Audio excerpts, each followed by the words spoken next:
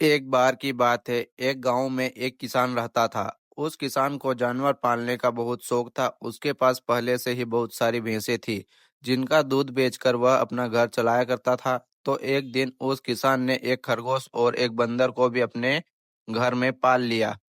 अब काफी दिन गुजरने के बाद उस किसान ने उस खरगोश और बंदर के साथ खेलने का सोचा। उस किसान ने अपने खेत में बहुत सारे छोटे छोटे गड्ढे कर दिए और फिर उन गड्ढों पर मिट्टी डालकर उन गड्ढों को बंद कर दिया। और किसी एक गड्ढे में उस किसान ने एक गाजर को छुपा दिया। अब उस किसान ने खरगोश और बंदर को उस गाजर को ढूंढने के लिए कहा। खरगोश बहुत ही कॉन्फिडेंट था और उसे अपने आप पर बहुत विश्वास था। उसने एक गड्ढे को खोदना शुरू किया और गाजर ढूंढने लगा। लेकिन बंदर जो था वह बहुत ही नेगेटिव और आलसी था। उसने सोचा कि खेत में इतने सारे गड्ढे हैं और वह गाजर किसी एक गड्ढे में है, इतना कौन ढूंढेगा। वह बंदर यह सोचकर एक गड्ढे के ऊपर जाकर सो गया। अब उधर खरगोश अपनी पूरी मेहनत से गाजर ढूंढ रहा था। एक एक करके खरगोश ने सारे गड्ढे देख लिए, लेकिन उसे किसी भी गड्ढे में गाजर नहीं मिली। सिर्फ एक गड्ढा बाकी रह गया था, जिसके ऊपर बंदर सो रहा था।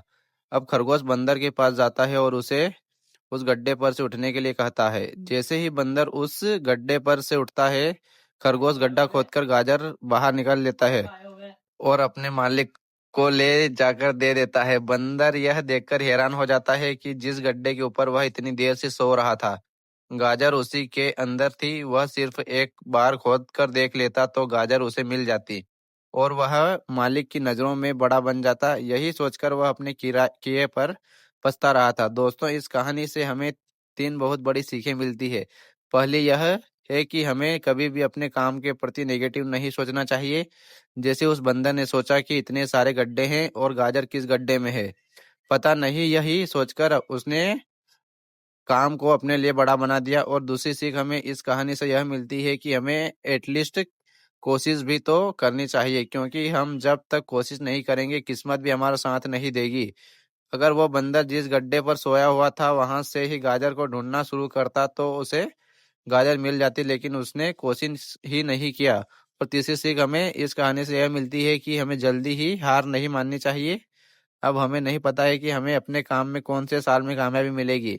वह 2025 हो सकता है, 2030 हो सकता है या 2032 भी हो सकता है। लेकिन हमें कामयाबी तभी मिलेगी जब हम पॉजिटिव सोच के साथ कोशिश करते रहेंगे और हार नहीं माने। तो अगर आप इस कहानी को भी और लोगों को पहुंचाना चाहते हो तो इस वीडियो को लाइक करो।